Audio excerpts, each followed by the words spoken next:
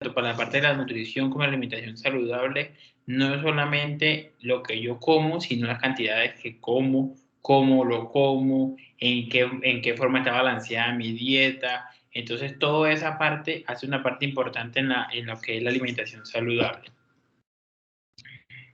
Dentro de la alimentación saludable, entonces la salud nutricional, los alimentos y bebidas buscan la promoción de una alimentación balanceada y saludable y las sanciones para garantizar el derecho a la alimentación sana.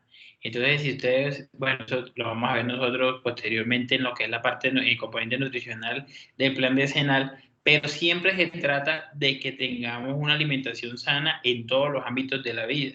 Entonces, por eso están los comedores comunitarios, por eso están los comedores que hay en los colegios, donde siempre se debe garantizar una alimentación sana y en lo posible lo más balanceado que pueda, dependiendo la edad que tenga el paciente principalmente, o la patología que este paciente tenga. No es lo mismo ser un paciente diabético a ser un niño, no es lo mismo ser un niño que ser un anciano. Entonces, eso depende principalmente de los requerimientos que requieran para la edad. Entonces, ahí es donde hablan sobre la parte de la equidad en el curso de la vida. Entonces, principalmente en la parte de la equidad del curso de la vida es que se debe hacer una alimentación, por decirlo así, balanceada y sana en cualquier etapa o en cualquiera de las etapas o de los ciclos de la vida. Entonces, lo que yo le decía, no es solamente saber qué voy a comer, sino cómo lo voy a comer, en qué forma se debe realizar, en qué forma no se debe realizar principalmente. Otra de las estrategias para la nutrición y alimentación saludable es la reducción y prevención de la malnutrición. Recuerden que cuando hablamos de malnutrición, como siempre yo se los voy a comentar, no es solamente hablar de los pacientes que están en desnutrición, que aquí en Colombia todavía tenemos bastantes personas que están en malnutrición. Tenemos todavía grupos etarios prioritarios, como son las mujeres embarazadas, como son los niños, como son los ancianos, en desnutrición. Tenemos todavía personas que se nos mueren por desnutrición. No quiere decir que se mueran por el peso bajo, sino que el hecho de que tengan desnutrición también nos corre el riesgo de que sufran otras enfermedades y esas otras enfermedades se pueden complicar. Entonces, no solamente pertenecen esas personas desnutridas, también pertenecen las personas obesas y los que están en sobrepeso. Eso lo vamos a ver más adelante en la parte de lo que es la medida del peso, cuándo se determina obeso y cuándo se determina en sobrepeso. Pero entonces los malnutridos, por lo menos si yo se los pregunto, los malnutridos siempre van a estar los que estén por fuera de lo normal, tanto bajo, es decir, en desnutrición, o estén elevados en el índice de masa corporal, es decir, sobrepeso u obesidad.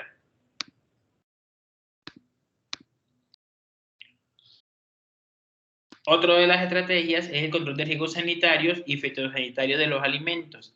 Entonces, aquí en Colombia hay un organismo que es el ICA, que ese, pues lo vamos a ver más adelante en la parte de comunicación, pero es el que se encarga de todo lo que es el control de riesgos sanitarios y los fitosanitarios de los alimentos, que nos va a garantizar una de las características fundamentales para una alimentación adecuada, la cual es la inocuidad de los alimentos, que se lo voy a explicar más adelante. Pero entonces, acá que se busca que todos los alimentos tengan los requerimientos mínimos sanitarios para que puedan ser distribuidos dentro de todo el territorio colombiano, que principalmente garantizando que se pueda hacer su consumo de una forma adecuada. Y por último de las estrategias, la gestión intersectorial de la seguridad alimentaria y nutrición con una perspectiva territorial. Entonces, en esta parte de la perspectiva territorial, son los entes gubernamentales los que deben garantizar la nutrición en todos los grupos etarios. Entonces, son los entes territoriales los que se encargan de la parte, por lo menos, del PAE, que es el Plan de Alimentación Escolar. Entonces, son los entes territoriales los que hacen toda la contratación, el transporte, la administración, toda esa parte. Igual de los comedores comunitarios, también hacen parte como tal del ente territorial. Y es obligación de ellos en el cual se debe garantizar la salud nutricional y la alimentación adecuada en cada uno de los colombianos. ¿Alguna pregunta hasta acá? Profe, ¿cuál era la institución que mencionó? El ICA. El ICA. Sí. Ah, ok, profe. ¿Qué es el ICA, Sergio? Esa es una pregunta que siempre les pregunto. Eso es algo que siempre les pregunto. Ay, profe, hay más gente, pero bueno, el ICA es...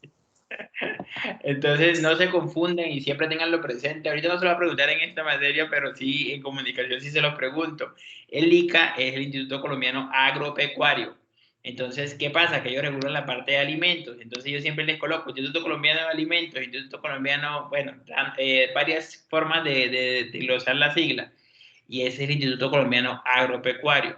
Entonces, si ustedes ven en sus departamentos, siempre hay puntos del ICA, si no es que uno, pues no, como uno no se dedica a la parte del campo, no presta tanta atención a lo del ICA, pero casi siempre en los extremos o las partes más distales del departamento, un ejemplo, en la frontera entre departamento y departamento, hay un punto del ICA, entonces en ese punto del ICA, si ustedes se detienen a ver qué hacen esos puntos del ICA, lo que hacen es que por lo menos están transportando ganado de Arauca para Santander. Entonces ese punto del ICA garantiza de que todo el ganado vaya vacunado, que todo el ganado no lleve ninguna enfermedad, que esté garantizado ¿cómo se llama? La salud de ese ganado por medio de un equipo veterinario. Entonces ellos se encargan de todo eso, tanto de la parte de los alimentos animal como también de la parte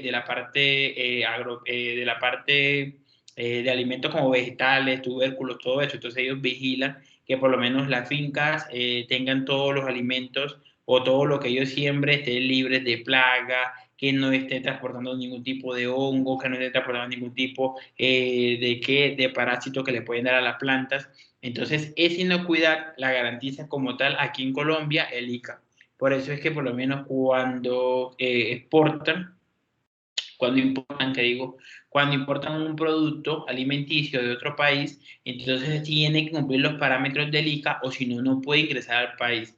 ¿Por qué? Porque la gracia o lo que buscan garantizar es la salud y la inocuidad de los alimentos, es decir, que los alimentos estén libres de bacterias, que los alimentos estén libres de cualquier tipo de contaminación o que le vayan a producir algún tipo de alteración o algún tipo de enfermedad a los consumidores.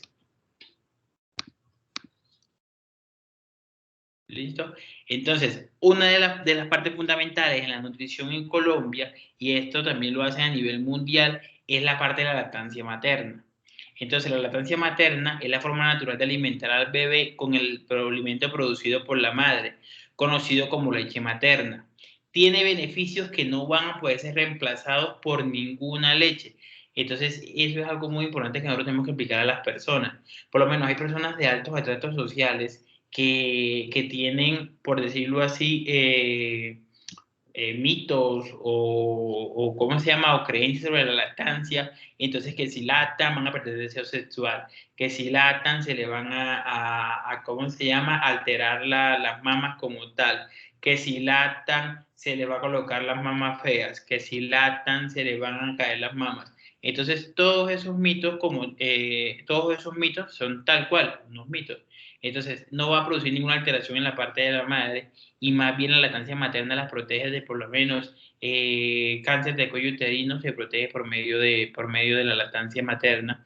Y la lactancia materna es la única que le va a garantizar al niño entonces la adaptación al mundo. Porque recuerda que el primer contacto que hace el niño es con su propia madre y por eso se tratan de hacer por lo menos partos humanizados para que el niño se pueda adaptar lo mejor posible. ¿Qué va a ser parto humanizado? Que esté la madre y que la madre sea el primer contacto que tenga el niño, independientemente que si fue cesárea, que si fue parto, pero que al niño se le garantice estar en el contacto con la madre. Desarrollo psicoafectivo. Entonces el niño por medio de la lactancia reconoce quién es su madre y él empieza a diferenciar entre las demás personas. O sea, el niño el recién nacido empieza a identificar la que me lacta es mi madre, los demás pueden ser tíos, primos, hermanos, lo que sea, pero mi madre es la que me lacta. Entonces ese es el desarrollo psicoafectivo principalmente.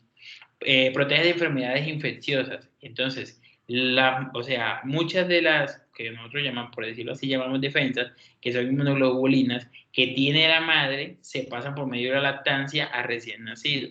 Por eso es que los recién nacidos y los lactantes que se basan solamente en lactancia materna hasta los 2 años, que recuerden que los primeros 6 meses, es decir, desde el primer día de vida hasta los primeros 6 meses debe ser lactancia materna exclusiva y posteriormente debe ser lactancia materna complementaria, es decir, alimentación acompañada de lactancia materna. Pero entonces esto es lo que me va a llegar a proteger de enfermedades infecciosas, tanto de la parte gastrointestinal, es decir, de la parte digestiva, como de enfermedades respiratorias, enfermedades de la piel, cualquier tipo de enfermedades. ¿Por qué? Porque, por decirlo así, las defensas de la madre se están pasando al hijo. Entonces, las inmunoglobulina de la madre se están pasando al hijo. Entonces, esa es uno de los beneficios de la lactancia materna. Otro es el alimento más nutritivo que existe. Y aparte que el alimento más nutritivo que existe, recuerden que no tiene ningún valor. ¿Por qué? Porque casi siempre va a ser la madre la que la va a lactar. A diferencia de si la madre tiene algún tipo de enfermedad que le prohíba lactarlo, pero lo contrario siempre está indicada la lactancia materna. Y esta debe ser lo más precoz posible después del nacimiento. Y estimula el desarrollo tanto emocional como motriz. Ya se ha demostrado que los niños que se lactan tienen un mejor desarrollo de conocimiento, tienen un mejor desarrollo motriz, son mucho más hábiles, tienen un mejor desarrollo de todo el comportamiento humano principalmente.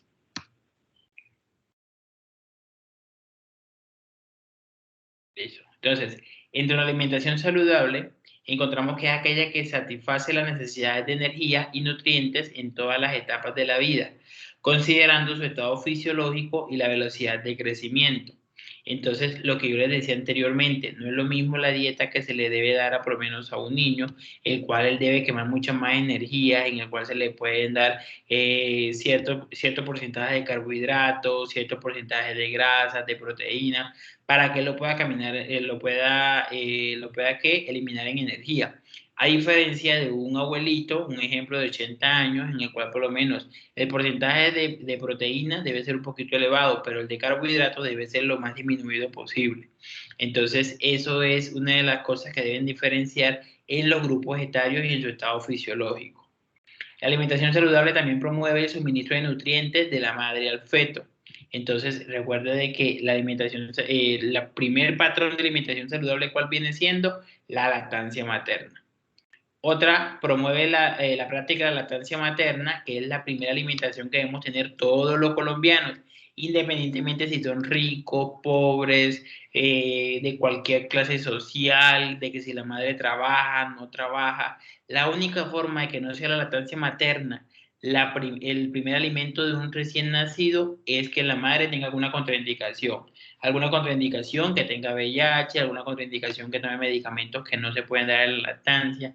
Entonces, esas son las únicas indicaciones de retirar la lactancia materna. De lo contrario, todos los recién nacidos y todos los lactantes en Colombia deben tener como alimentación de base la lactancia materna.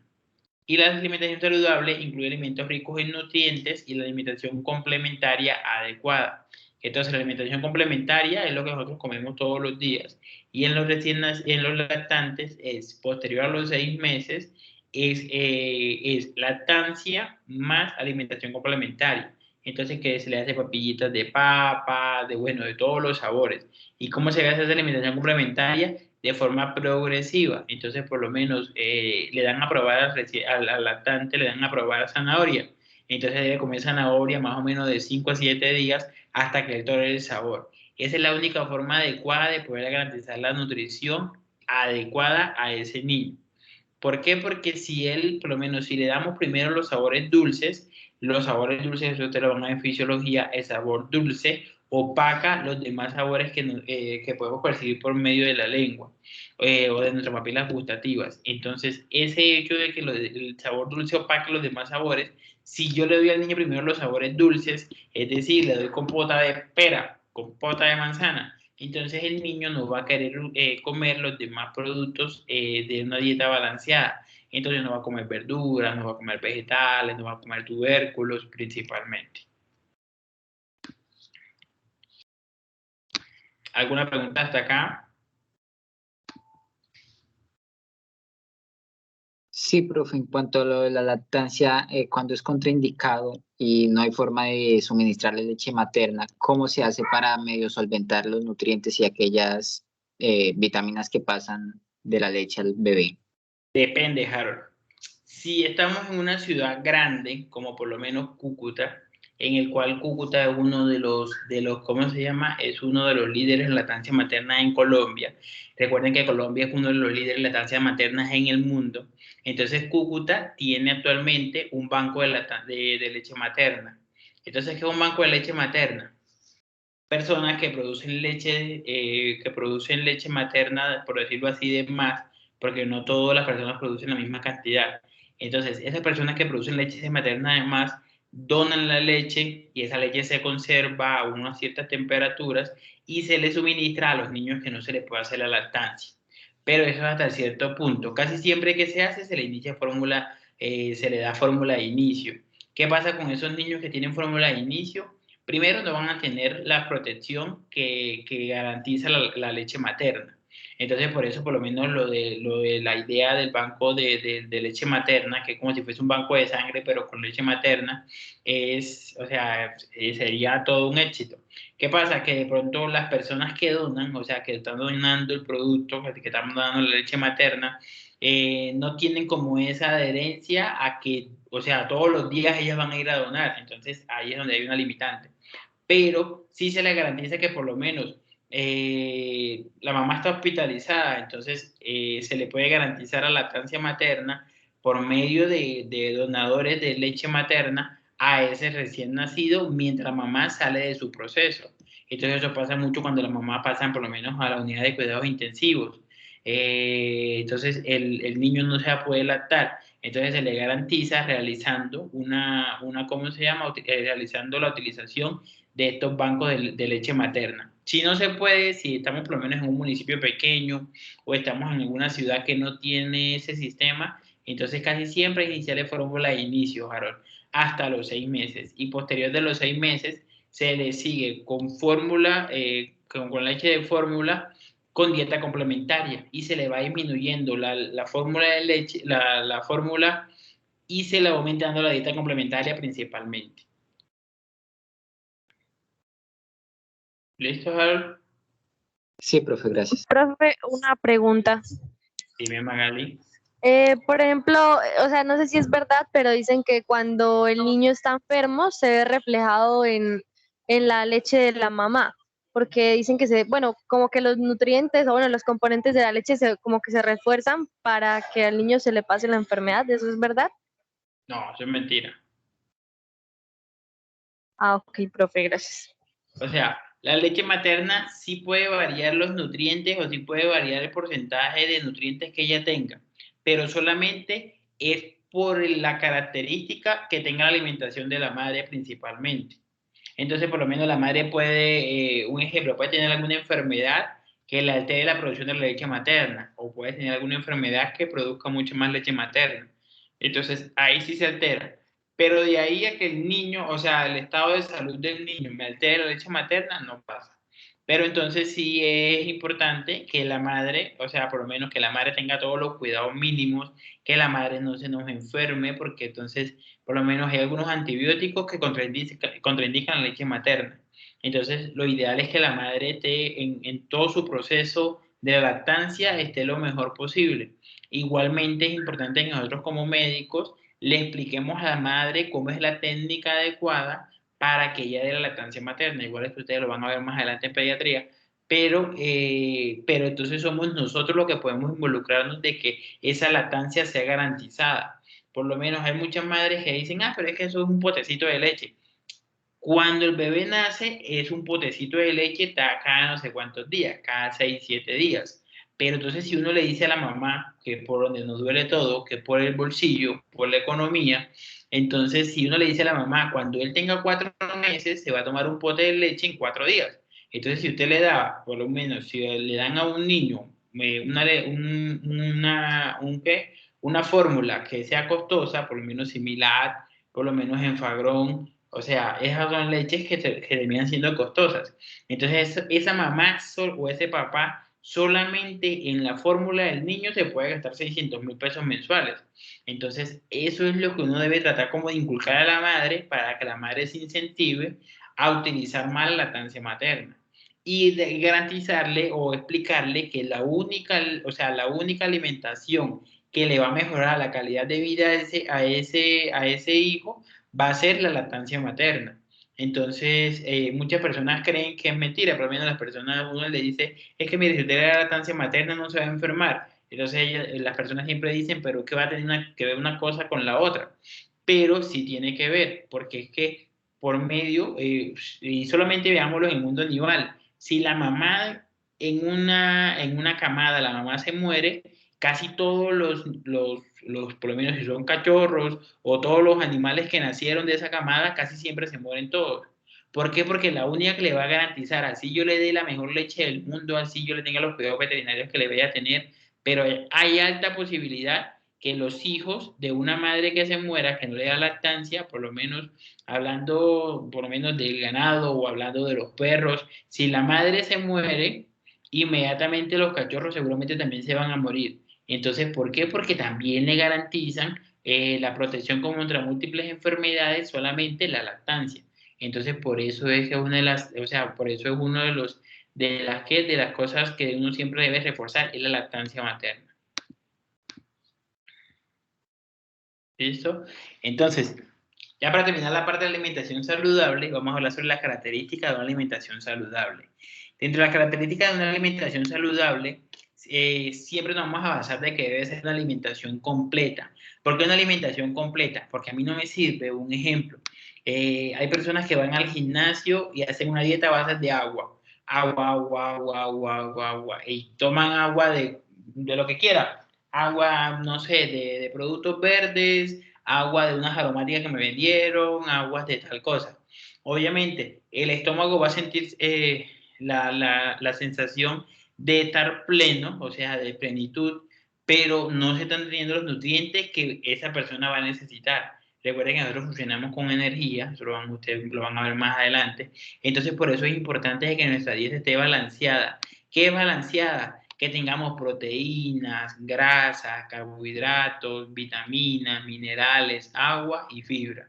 Entonces, por lo menos, alguien me puede decir, pero es que grasa no me sirve que tengamos en la dieta. Entonces, cuando hablamos de grasa, por lo menos ahí, por lo menos el aguacate tiene una grasa que, por decirlo así, hace como beneficio en la alimentación. Entonces, de ahí podemos adquirir las grasas. De la proteína, no solamente estamos hablando de las carnes rojas, también hablamos de la carne blanca. Entonces, ahí lo podemos ir balanceando en la parte de la dieta principalmente. Aparte de que sea completa, es decir, que tenga todos los componentes, también debe ser equilibrada. Entonces, la OMS hace la recomendación de que debe estar equilibrada en un porcentaje de 50-55% de hidratos de carbono. ¿Por qué? Porque estos hidratos de carbono es lo que más nos va a aportar energía principalmente. Un 30 a un 35% de lípidos o grasas y un 12 a 15% de proteínas. Entonces, esto puede variar. ¿Por qué puede variar? Por una enfermedad de un paciente, puede variar si el paciente está en sobrepeso, si está en obesidad. Entonces, ahí ya, eso sí lo hacen las nutricionistas, empiezan a jugar con todos estos porcentajes, entonces le dicen al paciente, no, mira, vamos a hacer una dieta en la cual usted va a comer mucha más proteína, le vamos a bajar mucho más a los lípidos, entonces del porcentaje de lípidos o de grasas, solamente me va a consumir un ejemplo, un 10%. De carbohidrato, un ejemplo, un 40% y 50% de proteína. Entonces, eso ya lo vamos definiendo dependiendo de lo que está buscando ese paciente. Pero lo ideal es que, o sea, ninguna dieta puede estar en ninguno de los puntos. O sea, ni puede ser solamente proteínas, ni puede ser solamente carbohidratos, ni puede ser solamente lípidos o grasas. Entonces, ¿por qué? Porque todo en exceso nos puede llevar a alguna afectación de nuestro sistema o de nuestro organismo. Entonces, por lo menos, si hacemos una dieta solamente con proteínas, entonces nos afectan los riñones, ya la función renal no va a ser la misma, principalmente. Igualmente, si vamos a hacer una dieta solamente con carbohidratos, entonces vamos a entrar en obesidad, vamos a ser gorditos, vamos a ser seguramente mucho más sedentarios, igualmente que si hacemos una dieta solamente con lípidos o grasas. ¿Listo? Debe ser suficiente en energía y nutrientes, entonces eso también es importante y todo depende de la cantidad de energía que yo gaste. Entonces lo que yo les explicaba en la clase anterior de la actividad física, no es lo mismo la energía que yo gasto, que hago todas mis actividades, por decirlo así, sentado, veo un paciente y me siento, escribo en un computador, estudio en un computador, doy las clases en un computador y así la diera presencial, igual la actividad física o la energía que yo gasto no es mayor cantidad. Entonces debe estar balanceada entre lo que yo gasto y lo que yo le administro a mi cuerpo. Entonces muchas veces pasa que por lo menos yo hago 2 horas de ejercicios diarias, pero no me estoy alimentando bien. Obviamente cuando yo haga el ejercicio voy a sentir síntomas neurovegetativos hasta que me puedo desmayar. Entonces eso es muy importante saber qué tanta energía yo gasto y qué tanta energía yo le administro al cuerpo. Igual tampoco es recomendable que por lo menos yo le administro 4.000 kilocalorías y me gasto 100. Entonces, eso tampoco es ideal. Pero tampoco yo me puedo gastar o me puedo eliminar, un ejemplo, en ejercicio, 2.000 kilocalorías, que hago un ejercicio muy intenso, y que yo le aporte a mi cuerpo 1.000 kilocalorías. ¿Por qué? Es porque seguramente me voy a empezar a descompensar. Entonces, por eso es que es importante que uno siempre cuando va a hacer una alimentación rigurosa debe ser lo más balanceada posible. Entonces, otra de las características es lo que le venía explicando, la parte de una alimentación adecuada. Es decir, se ajusta a los gustos, a las preferencias, a los recursos económicos y a los hábitos alimenticios de los individuos. Entonces, eso también es importante de que nosotros le expliquemos a los pacientes, no solo por lo menos, no para tener una dieta balanceada, no tiene que gastar en su dieta no sé cuántos miles de pesos en una dieta. Entonces, uno, o por lo menos las nutricionistas, si lo hacen de forma adecuada, porque por lo menos cuando uno va a veces a la nutricionista, cuando uno a veces está en un proceso de nutrición, la nutricionista le dice, tome, haga esa dieta y ya. No, porque yo tengo que ver dónde vive ese paciente, si ese paciente no vive aquí en el municipio, si ese paciente vive en una ciudad como Bogotá donde puede conseguir cualquier producto, el nivel socioeconómico de ese paciente. Entonces, toda esa parte juega un papel importante para poder definir la dieta del paciente. Entonces, uno siempre tiene que preguntar al paciente, ¿usted con qué se alimenta? ¿En la mañana qué come? ¿En la tarde qué come? ¿En el mediodía qué come? ¿En la media mañana qué come? ¿En la media tarde qué come? Todo eso toca definirlo para saber o para explicar al paciente cómo va a ser las recomendaciones de la dieta. ¿Listo? Dime, Harold. Sí, profe, en cuanto a ese punto, tengo una duda. Sí. Por ejemplo, cuando uno le hacen un procedimiento cualquiera y se le prohíbe, digamos, ingerir alimentos, pero ingerir alimentos con sal y está hospitalizado, en ese punto, pues, la gente no va a gustarle tanto ese tipo de comida y, pues, va a ser más propensa, pues, a tratar de rechazarla. Entonces, ¿por qué o cómo se ajustaría ese punto ahí? Porque, pues, no sé cómo explicar bien la pregunta, profe, pero no sé si me haga entender. ¿Cómo así, Harold? O sea, explícame. El paciente, un ejemplo, está hospitalizado, ¿verdad? Sí. Y él tiene algunas recomendaciones de la dieta. Sí, que por ejemplo no comer con comidas saladas, con sal. Ah, sí, por lo menos. Por eso, ¿qué pasa con eso, Harold? Entonces, pues ahí yo creo, pues la mayoría de gente come con sal y le gusta sentir las comidas, pues con su punto equilibrado de sal. Eso va a hacer que haga en ella como ese antigusto, por decirlo así, y eso pues no no cumpliera una de las características que sería ajustarse a los gustos y preferencias. Entonces hay que... Pero es que ahí sí es muy difícil, Harold, porque, o sea, cuando uno está, por lo menos cuando uno está en una hospitalización, le ajustan la dieta a las necesidades de cada paciente. Entonces, por lo menos, si un paciente está desnutrido, pues le ponen 10 tipos de proteica, entonces le mandan más proteína. Si el paciente es diabético, le ponen 10 tipos de glucosidad y le mandan sin azúcar. Si el paciente es hipertenso, dieta hiposódica, le mandan bajo de sal, casi sin sal. Entonces, o sea, ya ahí queda como tal a libertad del paciente si él se adhiere a la dieta o si no se adhiere. Igualmente, dentro del hospital, solamente eso es lo que puede comer. O sea, dentro de los hospitales en Colombia, nadie se puede alimentar a su gusto. Al menos, bueno, no sé cómo será en una clínica privada que sea muy selectiva, pero dentro de un hospital o dentro de una clínica, hablando un ejemplo en Cúcuta, en la Duarte, allá le seleccionan a uno la alimentación y el servicio de alimentación le va dando el alimento a cada uno. Y eso es lo único que uno puede comer. porque si algo sí hacen muy bien los celadores es quitar todo lo que uno va a entrar. Entonces, al paciente casi se le obliga a que se adhiera a la dieta.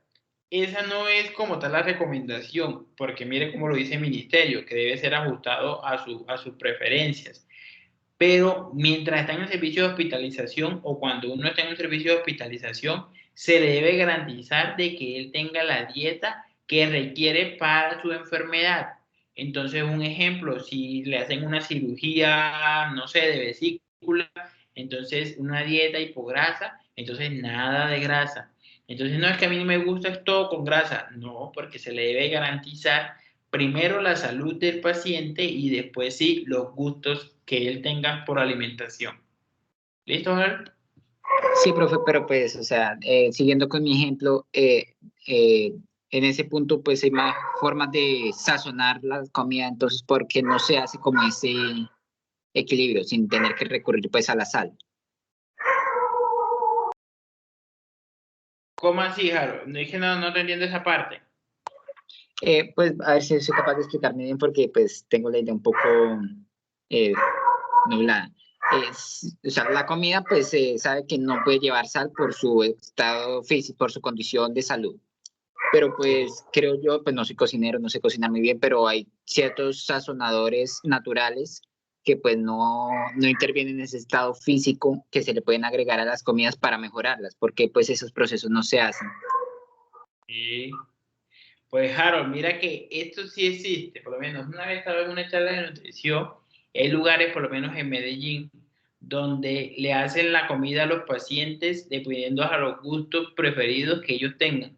Y por lo menos si ellos, un ejemplo, ellos hacen una dieta vegana, le hacen por medio de la dieta vegana sin sal para que él tenga los gustos adecuados y le adapta, por decirlo así, la nutrición a cada uno de los pacientes. ¿Qué pasa? Que eso tiene uno que tener cierto personal para poderlo realizar, pero eso hace un servicio de nutrición adecuado. ¿Qué pasa en los hospitales, por lo menos en los hospitales públicos? Ese personal casi siempre es que reducido, como todo lo que pasa en los hospitales públicos. Entonces, ese hecho de que todo ese personal sea reducido, se limita de que no se le pueda realizar, por lo menos como tú dices, por lo menos se le puede hacer la dieta hiposódica, pero que tenga sustancia o que tenga sabor adecuado para que el paciente lo ingiera. Pero no se realiza, ¿por qué? Porque se limita el personal o se limita a que, no, yo hago un ejemplo, dieta bajita de sal para 25 pacientes y le hago el mismo plato a todos. Le guste o no le guste, él verá si se lo come. Entonces es un problema más netamente administrativo y económico para poder garantizar las preferencias de cada uno de los pacientes, Harold. Pero sí se puede hacer. Vale, profe, gracias, esa era la duda. Listo.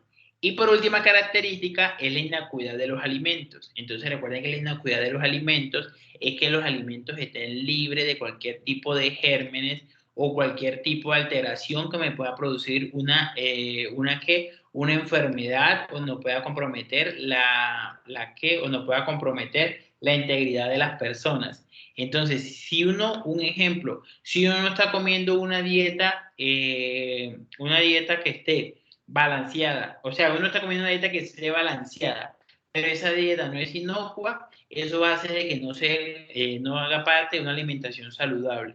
Entonces, todo eso lo vigilan los entes tanto los entes territoriales como instituciones como el ICA, en el cual se garantiza de que la alimentación es totalmente inocua para que no nos vaya a producir ninguna alteración en nuestro sistema sea gastrointestinal, en el sistema respiratorio, en la piel, bueno, en cualquier sistema. Entonces, esa es una de las partes fundamentales, es la inocuidad.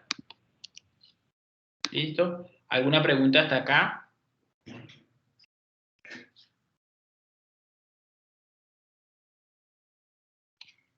Listo, continuemos.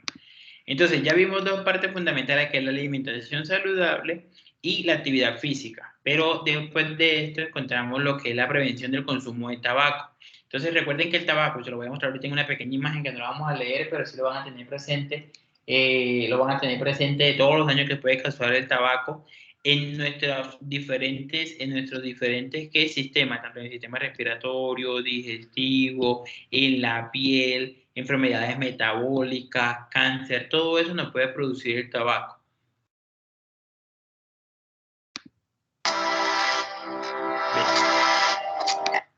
Veamos este pequeño video en el cual nos muestran una de las causas o una de las alteraciones que nos puede producir el tabaco.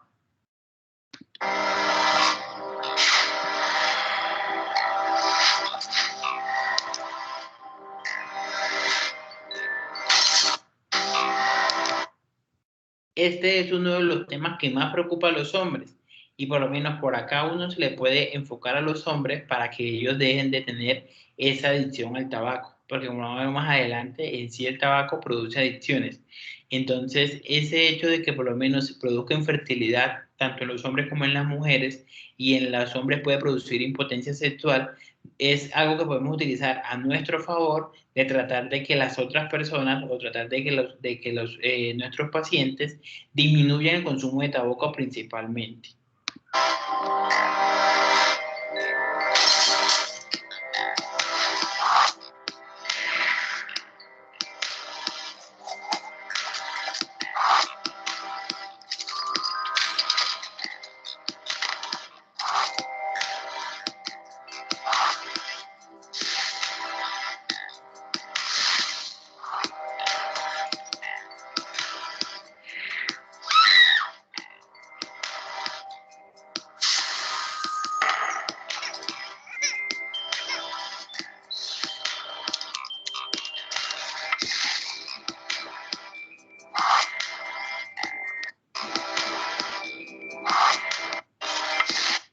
En esta parte de los gastos económicos, esta parte de los gastos económicos ha sido, pues, por decirlo así, como intencionalmente utilizada por Colombia, por el gobierno colombiano, de forma de que se bajara el consumo de tabaco.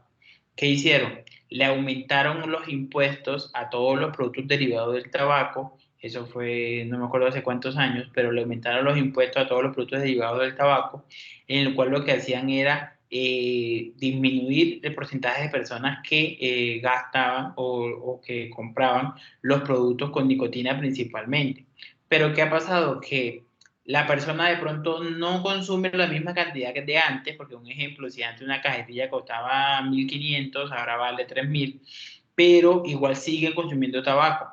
¿Por qué? Porque también se puede comprar individualmente, se puede comprar media cajetilla, se puede comprar una cajetilla para, no sé, para una semana, porque entonces las personas ven el gasto económico porque lo están viendo, porque terminan viendo que en un mes se pueden gastar perfectamente 200.000, 300.000 pesos en el producto del tabaco, pero en la misma adicción al tabaco no deja que ellos puedan apartar la sustancia o apartar el consumo del tabaco de sus vidas.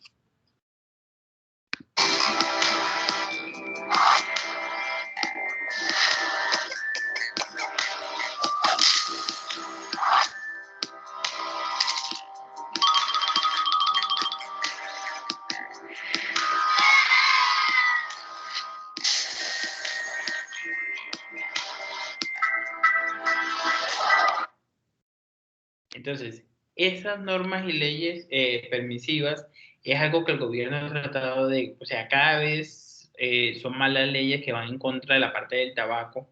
En un inicio, a nivel mundial, las personas que fumaban o las personas que consumían productos derivados del tabaco eran aquellas que tenían como un estatus social.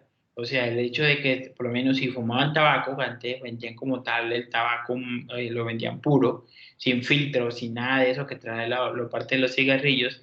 Entonces, cuando la persona fumaba, era que tenía, como por decirlo así, un estatus social, o sea, esa tenía cómo comprar el tabaco.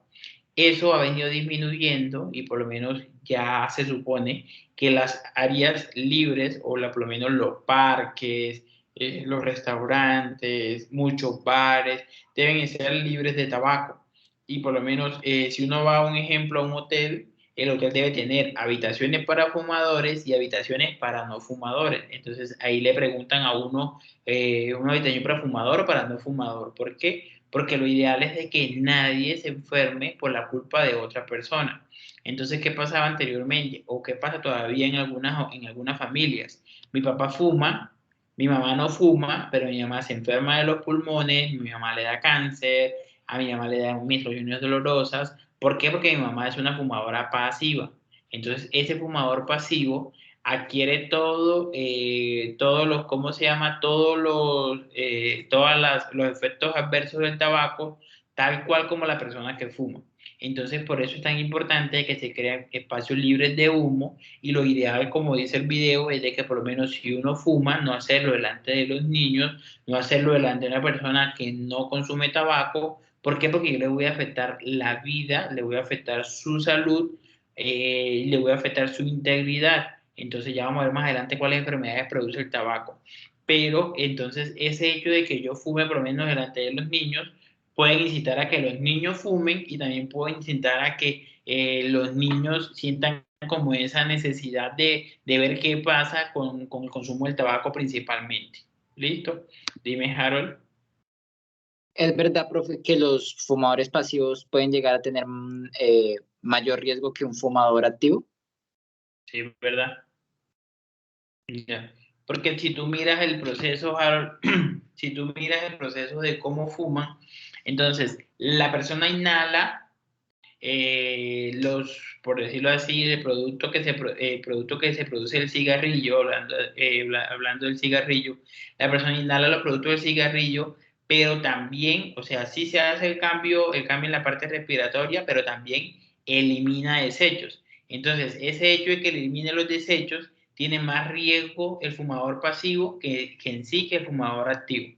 Entonces, por eso la recomendación es de que si uno fuma, bueno, lo ideal es que nadie fume, pero si yo fumo, no lo puedo hacer delante de las demás personas. Yo no lo puedo hacer, por lo menos si Magali fuma, no lo puedo hacer delante de Katherine, que no fuma. O si están en por lo menos en una reunión familiar, o están en un bar, o están, no sé, en el cine, no puedo yo fumar porque son lugares libres de tabaco, que más adelante vamos a ver qué ley lo protege y cómo es que esos establecimientos deben garantizarle a las demás personas que sea libre de tabaco. Por eso si ustedes entran, un ejemplo, a los bancos, casi siempre los bancos tienen el incentivo donde dice zona libre de tabaco, o en muchos restaurantes, o como les digo, en los hoteles, como les digo, en los clubes sociales. Entonces, así como hay zonas libres de tabaco, también por lo menos los hoteles tienen algunas partes que son zonas para fumadores. Entonces ahí se matan entre ellos mismos. Bueno, eso ya sí, si ellos quieren. Pero lo ideal es de que ninguna persona o ningún colombiano fumara principalmente, Harold. Dime, Jadid. Profe, yo quería preguntar por qué la idea que tuvieron de los cigarrillos electrónicos terminó siendo más mala que los cigarrillos normales, o sea, ¿por qué no funcionó para quitar eso? Se demostró que también hacían cambios en el parénquima pulmonar, Jadid.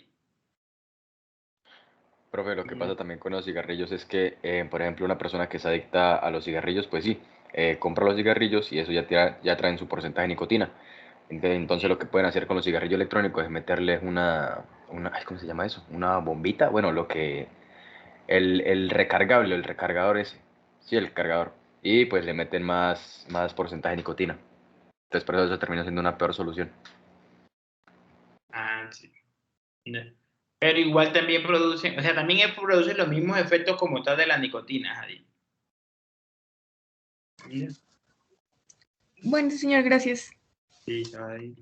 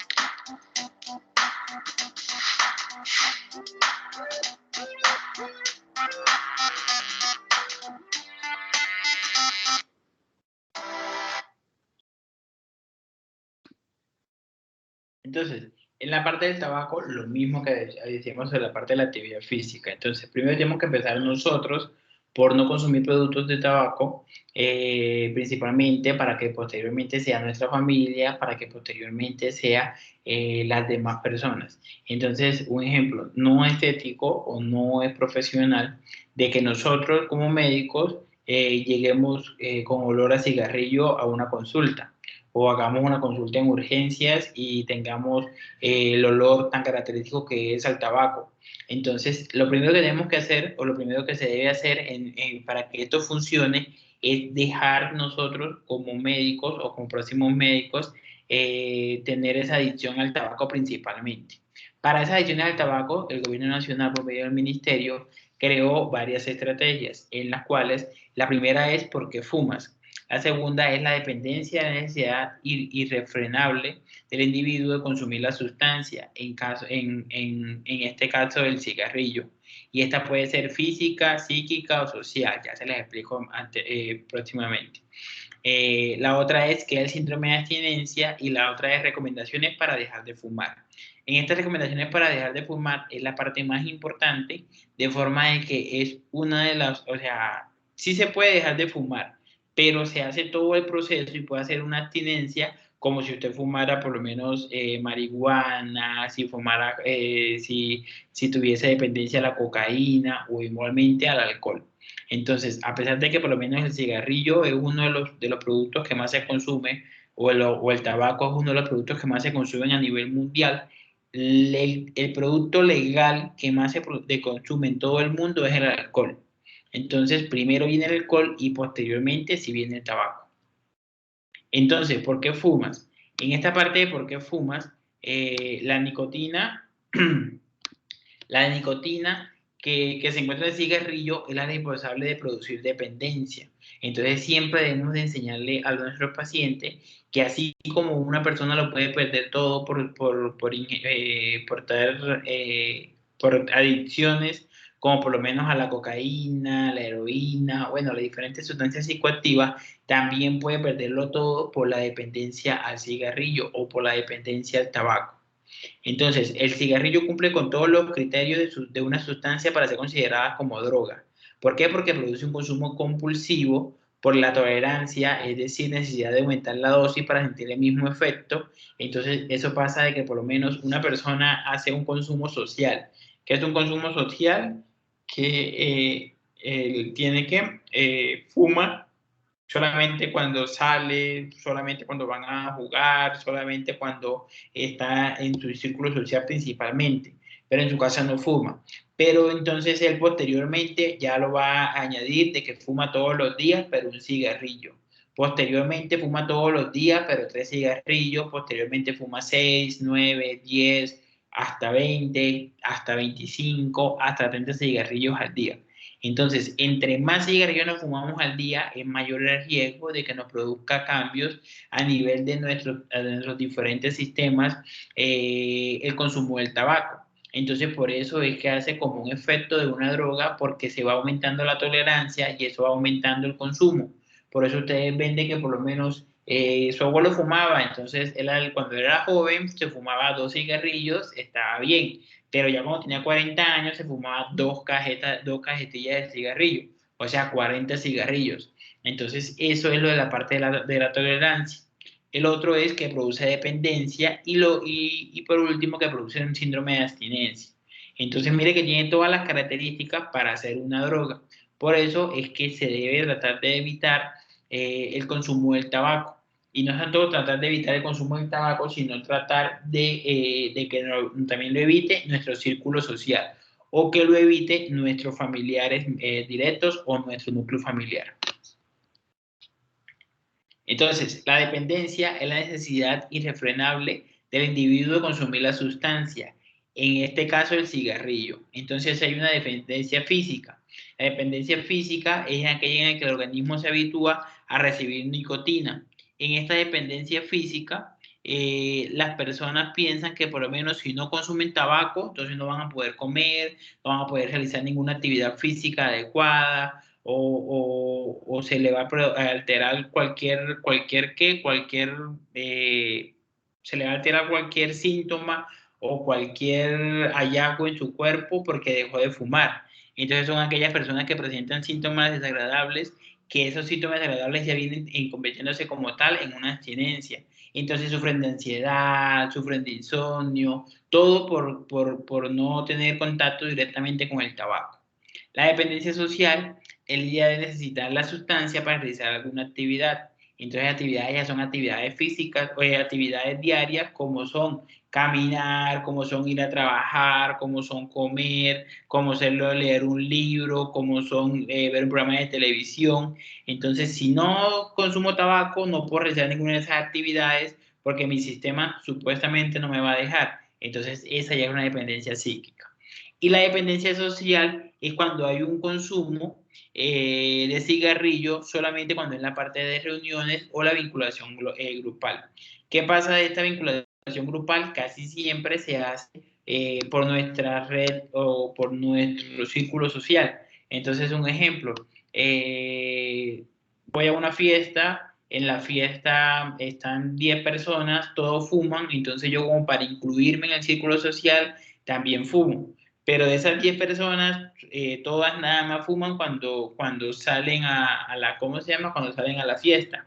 Pero de esas 10 personas, 2 o 3 pueden de que ya no sea cuando salen a la fiesta, sino que ya todos los días empiezan a fumar, ya entonces ya no tienen una dependencia solamente social, sino que también empezamos a tener una dependencia psíquica, ya no tienen una dependencia psíquica, sino que también empezamos a tener una dependencia física, y ya posteriormente para poder eliminar el tabaco de su vida, entonces vamos a hacer todo un proceso de abstinencia como si tuviésemos o como si fuésemos drogadictos.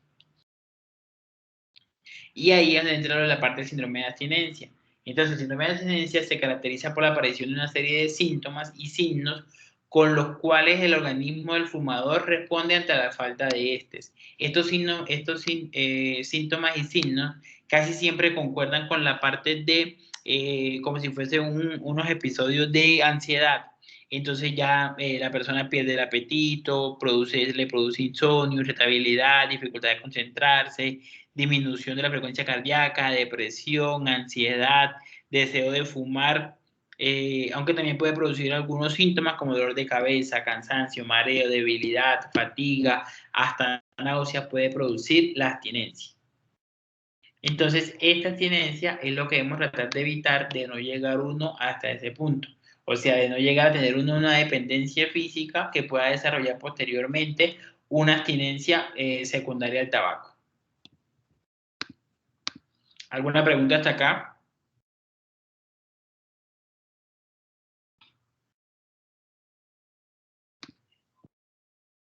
Listo, continuemos.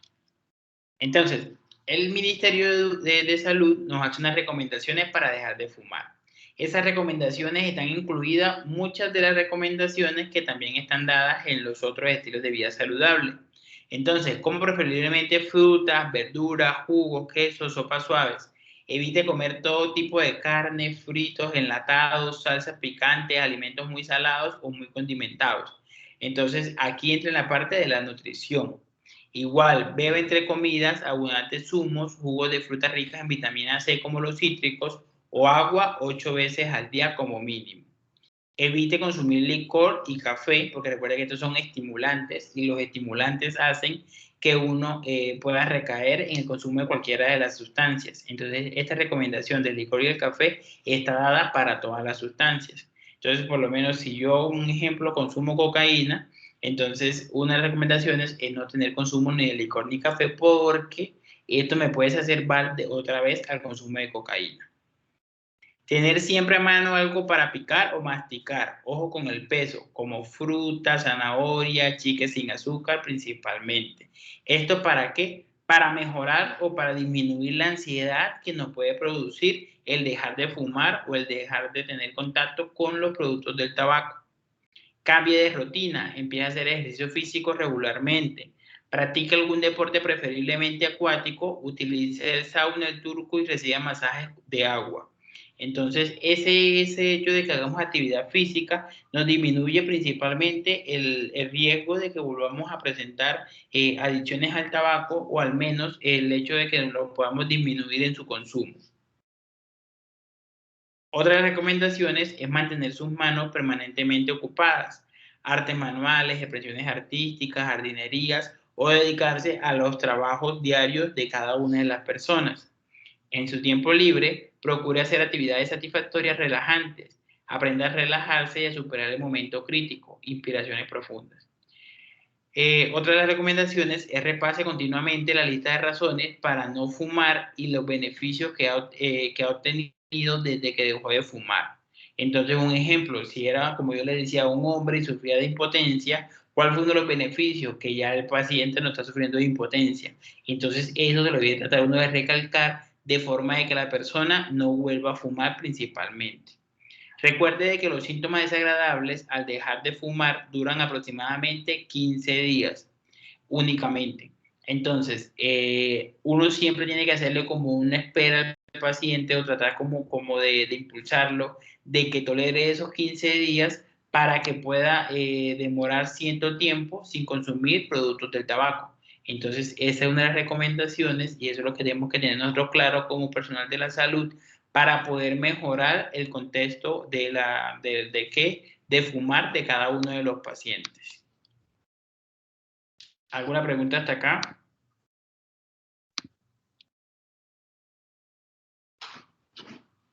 Dime, Neily. ¿Por qué, profe, se hace tanto énfasis en la interacción con el agua cuando está en el proceso de rehabilitación? Porque baja la ansiedad también, Neily. No.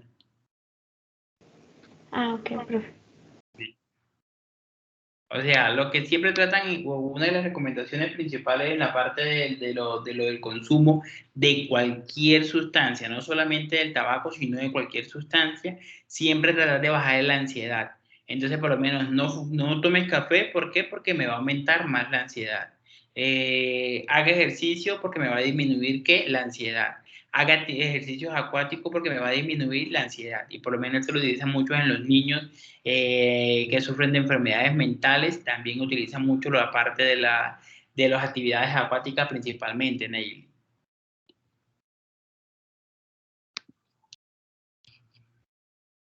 Listo. Entonces, acá les dejo una infografía, no se las va a leer completa, pero les dejo una infografía de todos los daños que produce el tabaco en cada uno de los órganos de nuestro cuerpo humano. Entonces, solamente es como por verlo en el cerebro y en la psiquis. Entonces, accidentes cerebrovasculares, es decir, nos puede dar enfermedad cerebrovascular secundaria del tabaco, nos puede producir adicciones, abstinencia, alteración de la química del cerebro, ansiedad acerca de los efectos de la salud. Entonces, afecta todos los órganos como los dientes, los pulmones, el cerebro y la psiquis, la boca y la garganta, la reproducción femenina, la reproducción masculina, el hígado, el sistema digestivo, el sistema urinario, el sistema esquelético y la piel. También nos puede producir alteraciones en el sistema circulatorio, en la nariz, en el pelo, en los ojos, en los oídos y en las manos. Recuerden de que no solamente nos va a producir daños a nivel de los órganos como tal o signos o síntomas a nivel de los órganos, también la parte física, también la parte emocional, también la parte de la psiquis o la esfera mental principalmente, y también nos puede llevar a que tengamos un mal aspecto, principalmente secundario al consumo del tabaco. Entonces, todos estos problemas se los tenemos que nosotros hacer saber a las personas que fuman tabaco para que ellos no sigan en el proceso del tabaco. Y no es solamente, por lo menos, como hacen las cajetillas. Actualmente hay una norma en Colombia en el cual se incita o en el cual se le obliga a las tabaqueras que coloquen cuáles son los efectos adversos más comunes en los pacientes que fuman. Entonces, si usted se compra una cajetilla de cigarrillo, ahí dice produce cáncer de piel, produce cáncer de pulmón, produce tal enfermedad, produce abstinencia. Entonces, eso lo hace el gobierno nacional de forma de como de incitar a las personas a que disminuyan el consumo del tabaco. Pero no ha sido suficiente. ¿Por qué? Porque siguen expendiendo tabaco en grandes cantidades y siguen las personas siendo dependientes al tabaco principalmente. Entonces, por esa misma ley, que es la ley 1335 del 2009, también se disponen las medidas de que por lo menos ustedes no ven en ningún centro comercial o en ninguna tienda o ningún depósito puede tener venta del tabaco libre, o sea, que estén en las vitrinas de exhibición, siempre están con llave. No es que están con llave porque se lo roban, no. Están con llave porque esa es la disposición que hace el gobierno nacional sobre el expendio del tabaco. Igualmente, se supone que no se le puede vender tabaco a los menores de 18 años. Igualmente, no se puede consumir tabaco en zonas cerradas, pero por lo menos hay muchas personas que sí lo realizan. Y hay algunos sitios, por lo menos, aquí en Pamplona, por lo menos hay bares donde uno puede consumir tabaco. Entonces, esa no es la recomendación del gobierno y eso es lo que ha tratado el gobierno de combatir para disminuir las personas que consumen tabaco a nivel nacional principalmente. ¿Alguna pregunta?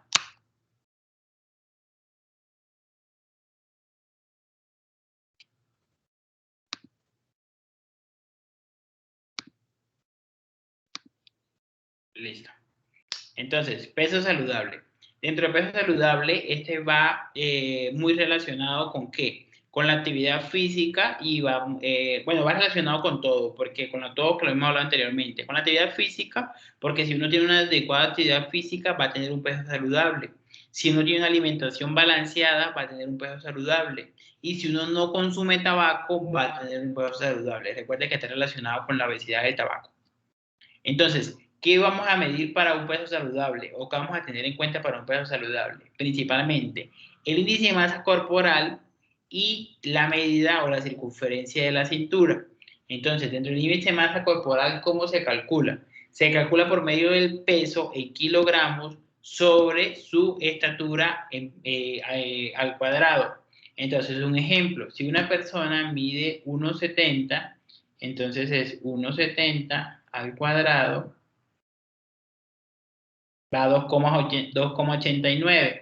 Y si esa persona pesa 80, entre 2,89 da 27,68.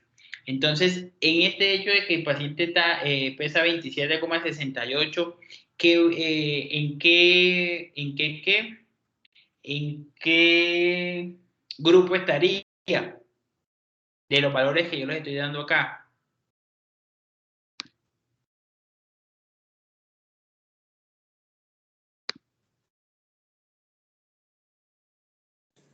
En sobrepeso, profe.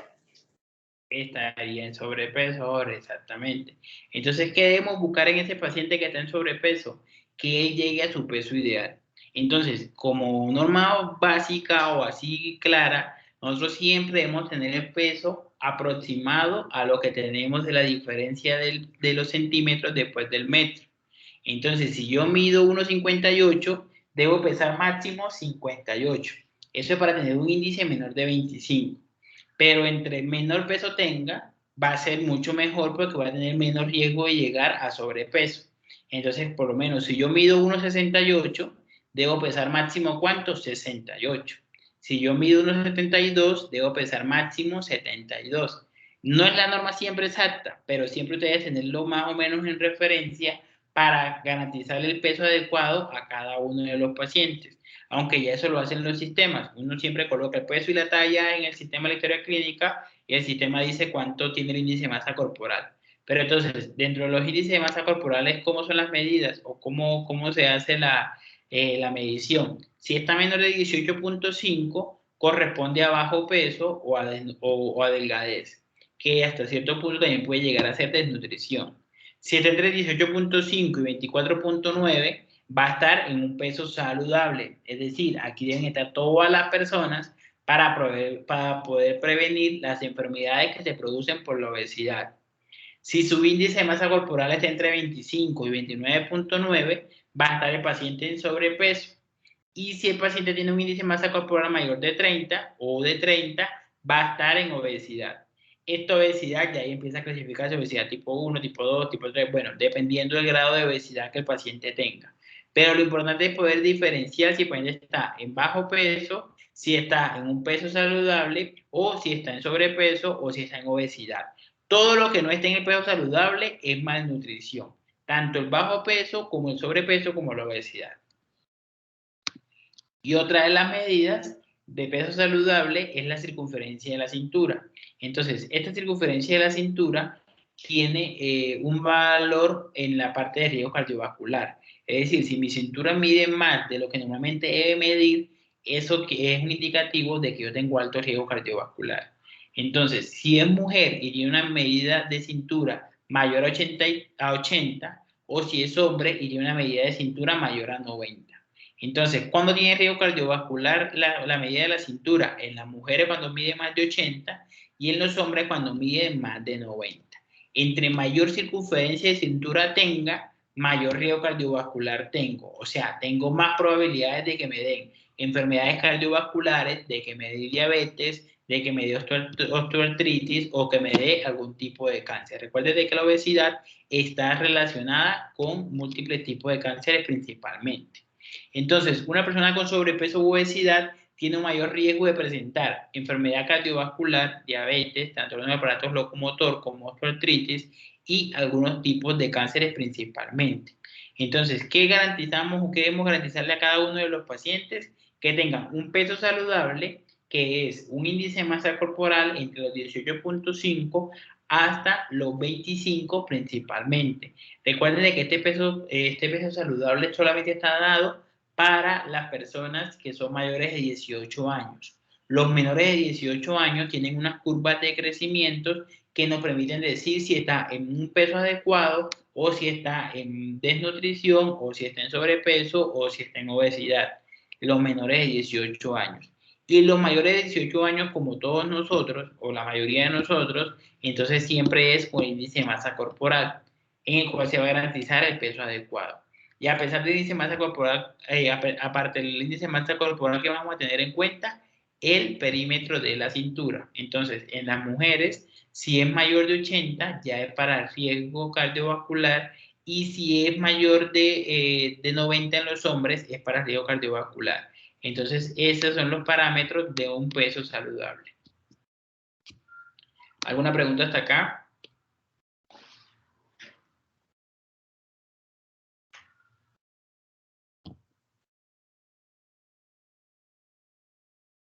Ninguno. Listo. Ahora continuamos con el siguiente ítem de la parte de estilo de vida saludable. Entonces, el lavado de manos actualmente ha cogido mucho auge por lo que fue toda la parte de la pandemia, pero mire que esta normativa o estas recomendaciones que están dando en el 2017 ya enfocaban el lavado de manos como una de las recomendaciones básicas para tener un estilo de vida saludable y una de las recomendaciones para poder evitar enfermedades como enfermedades respiratorias, gastrointestinales, enfermedades de la piel principalmente. Entonces, dentro de un adecuado lavado de manos, entonces la recomendación que hace el gobierno nacional es mantenga las manos limpias, láveselas constantemente con jabón o utilice gel antibacterial. Las manos limpias interrumpen la transmisión de enfermedades.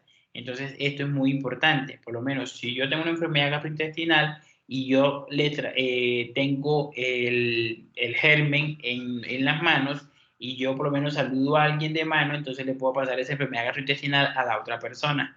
Así pasa con enfermedades respiratorias, así pasa con las enfermedades de la piel. Entonces, otras recomendaciones, evite saludar de beso o con la mano cuando tenga gripa, que esa es una de las recomendaciones que actualmente tenemos en la parte del COVID. Lo ideal es que ninguna persona nos saludemos ni de manos, ni tampoco nos demos besos entre familiares, entre compañeros, entre amigos principalmente. Y estornude sobre un pañuelo para evitar que contagie a las otras personas. Entonces, el lavado de manos, este es el seguimiento que nos hace la OMS sobre el lavado de manos, que son 11 puntos fundamentales hasta tener nuestras manos seguras.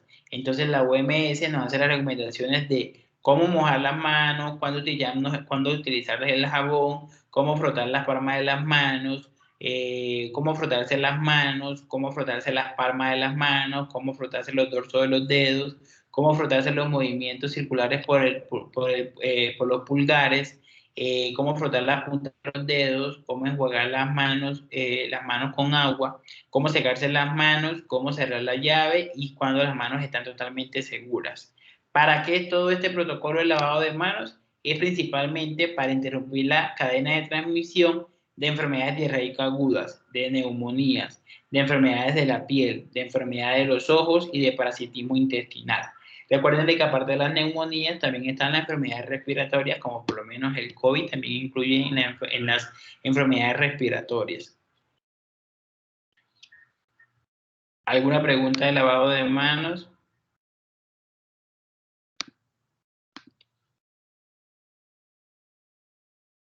Listo. Y por última recomendación está la parte de la salud bucal, visual y salud auditiva. Entonces, acá esto se los voy a dejar que ustedes lo investiguen porque vamos a hacer un trabajo. El trabajo se los envío el día sábado para que ustedes lo realicen y me lo entreguen antes de la siguiente clase. ¿Listo? Acá terminamos con la parte de estilos de vida saludable. La siguiente clase vamos a hacer un quiz sobre los estilos de vida saludables. Yo les comparto las diapositivas para que estudien. ¿Listo? Entonces, al inicio de la clase realizamos el quiz. Entonces, el otro jueves a las 7 de la noche realizamos el quiz sobre estilos de vida saludables. Y les voy a mandar a hacer un trabajo sobre lo que es salud visual, auditiva y bucal principalmente. Y por último, los hábitos de vida saludables nos garantizan una vida sana y además nos previenen múltiples enfermedades. La solución está en nuestras manos. ¿Alguna pregunta del tema?